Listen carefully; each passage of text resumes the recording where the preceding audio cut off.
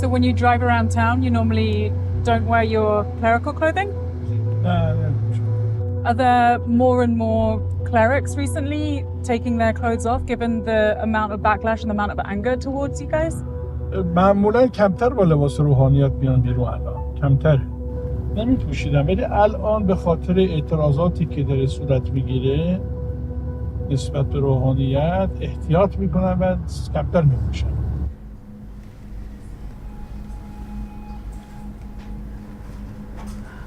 I mean, obviously you get to choose whether you put on or take off your clerical clothing, right?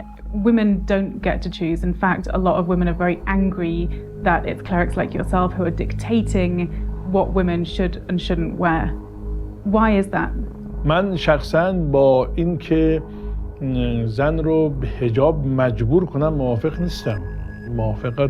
نیستم و کمتر و اقلی از روحانیت این نظر رو دارن نه اکثر. حجاب یه امر اخلاقیه و امر اخلاقی هم الزامی و تعهدی نباید باشه. یه خانمی که با از ترس حجاب داشته باشه این حجاب ارزشی نداره. Some of the protesters have called for an end to the clerical establishment, which is you guys, right? How does that make you feel? بله در سیلمون گفتن که ما با حکومت مذهبی موافق نیستیم. اونا هم حق دارن. ولی این که به این خواسته اکثر ملت هست هنوز من به اون نتیجه نرسیدم. من شخصا خودم با حکومت مذهبی به معنایی که الان در ایران هست شخصا موافق نیستم. نظر مخالف دارم. و روحانیت هم به نظر بنده اونم در اثر این که موفق نبوده کارش درست انجام بده مردم ناراضی شدن. از طریق اعتراضات خیابانی و با روش خشن خواسته باشید نظامی رو عوض بکنید اونم بدونی که همه مردم همراهی بکنن به نظر من نتیجه مثبتی نداره. نسل جوان امروز میخواد انقلاب کنه صبح رژیم عوض بشه جاش رژیم دیگری بیاد ولی این سوال باید پاسخ بده که حالا اگر رژیم دیگری آمد کی میخواد بیاد و چه کار میخواد بکنه با چه مانیفستی. The cleric says he supports reforms, which shows a division of opinions within the religious elite. But he ultimately warns against a complete overhaul of the current system. So these young kids here who are about to perform have been trained by the guy in the white shirt who's a member of the Besiege, which is part of the security apparatus. They have been extremely involved in the brutal crackdown of protesters, and part of their mission is to train young kids to get to know Islam, to get to know how to operate in Iran in the hopes that this country can continue in the vein that it's going today. اینا خداییش باید تشویقشون نکرد. ماشاءالله ماشاءالله.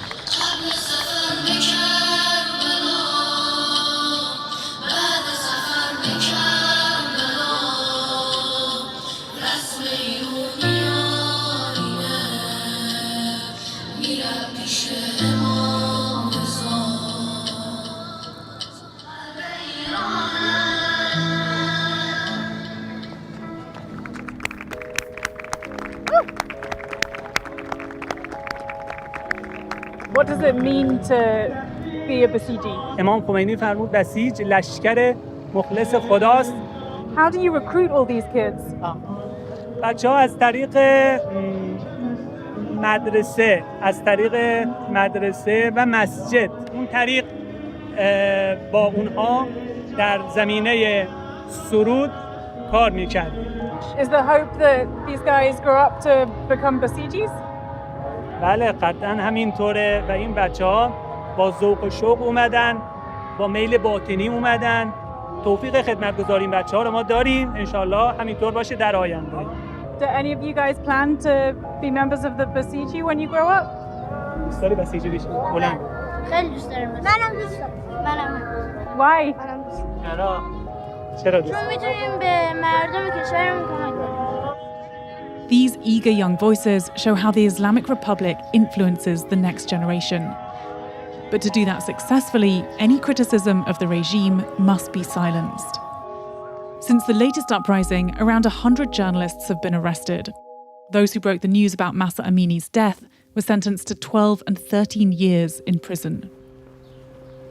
Yalda Mauri is a photojournalist who's been arrested at least 6 times. So when was this photo taken? 16 years ago. It was at the first days that Gashte Irshad started to work. They wanted to put this woman to police station to talk with them or, sign a paper or something, but these women were very scary about it. So these are 2 women being arrested for not wearing their headscarves properly? Yeah. This is another one. This woman is a police officer. What is she taking them in for? For her job. For bad, wearing and these things. So for improper clothing. I recognize this photo. I've seen it around. When was this photo taken? 5 years ago. And what was happening here? It was a demonstration in Tehran University. This is inside the university. And she's a protester. Yeah, this has changed my life forever. So this photo that was taken years ago is still causing you problems today? Yeah, a lot of. They have problems with the journalistic issues. They have problems with everything that you want to inform people. They are against all of this. Mm-hmm. They are against media. They are, against people know their reality. They are against the reality. So these are the documents that you have from your court cases? بله اینا مدارکیه که در واقع در طول این سالها این در واقع همون حکمیه که مربوط به اون عکس منه که در واقع منجر به 2 سال زندان و کل حکم مدت 5 سال تعلیق شده. So the case is open? Yeah, the case is open. And in 5 years. It's not going to be closed for another 5 years? No. So you're under watch, basically?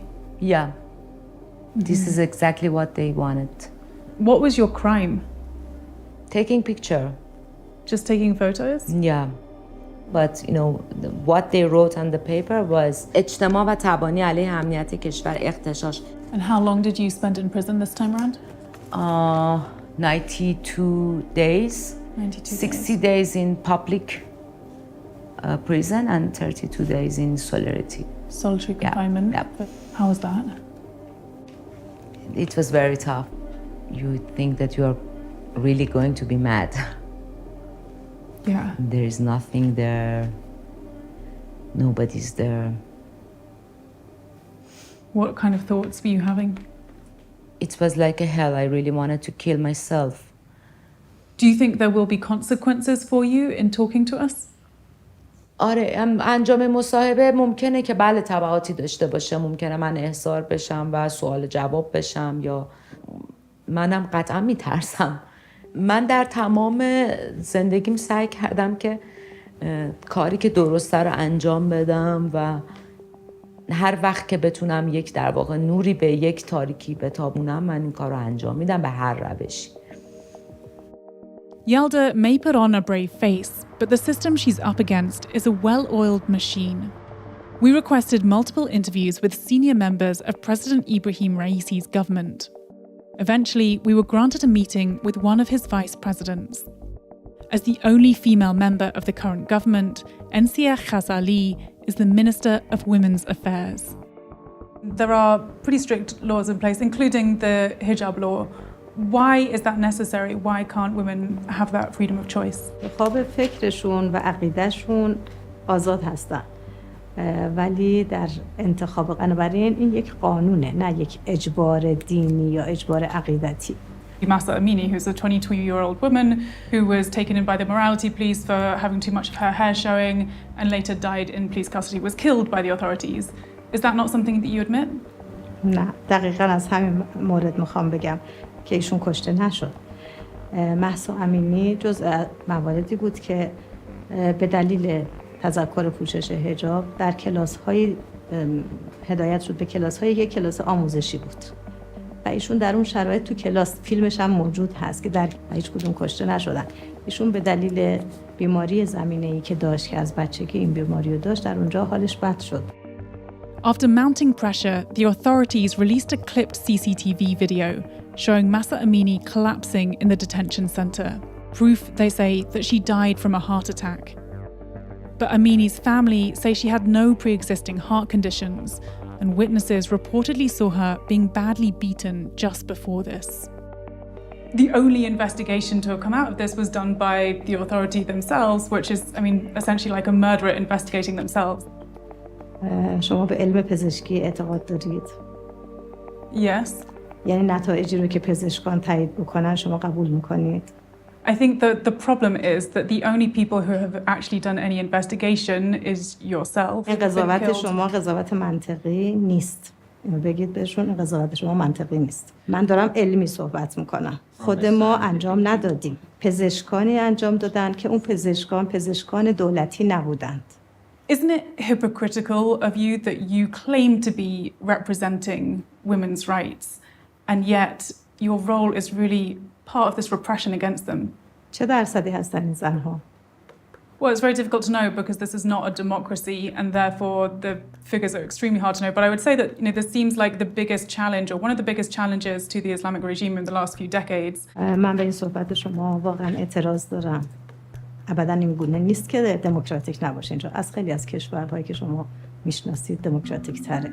I know that you know that the scale of what's happened here is enormous. It is one of the biggest challenges to the Islamic Republic over the last few decades.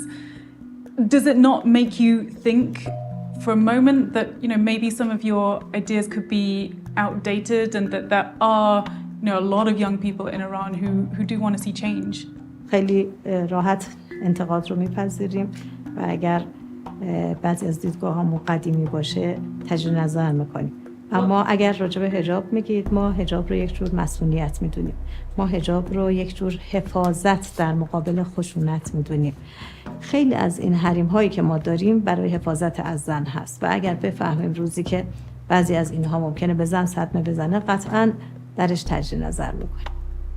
In response to these protests, there has been a brutal, widespread crackdown that's been pretty relentless. There's been tens of thousands of protesters arrested, according to the state figures. There's also been hundreds that have been beaten and tortured, hundreds more who have been killed. There's reports of sexual assault within the prisons themselves. Several protesters have been executed, several more are sitting on death row. Why? Why such a brutal crackdown? من خیلی متاسفم که مسائل دروغی رو شما دارین مطرح میکنید. متاسفم که شما تحت تاثیر این رسانه ها قرار گرفتید. حتما ازتون دعوت میکنم بمونید تا با وقایع و حقیقت های ایران بیشتر آشنا بشید. Okay, it seems like we're talking from polar opposite realities, I guess. This is one of the hardest places I've ever worked as a journalist. We are followed everywhere. The police stop us from talking to anyone. A lot of other people are terrified to speak with us, as they rightly should be. Why are you making it so difficult for journalists to report the truth? و همین که شما الان تونستید با افرادی صحبت کنید که حرفهایی زدن که مخالف حکومت بوده، دلیل بر این هست که جو امنیتی غالب نیست. Just one day after our conversation with the Vice President was when we found our van suddenly surrounded by a team of Iran's security forces. A gun was held to our head and everything was taken from us. Later that night, while in detention, they told us they suspected we were working under false pretenses. The next day, we were instructed to leave the country. It was an abrupt end to our time in Iran. A stark reminder that freedom and truth are so far from reach here, and that the regime's power and vulnerability lies in their ability to silence voices, most disturbingly of their own people. Since we left the country, Iran's parliament has passed a new hijab bill, where those dressed inappropriately now face up to 10 years in prison. Iran's infamous morality police are reportedly back on the streets. Just recently, 16-year-old Armita Geravand died from the same afflictions as Mahsa Amini just 1 year later.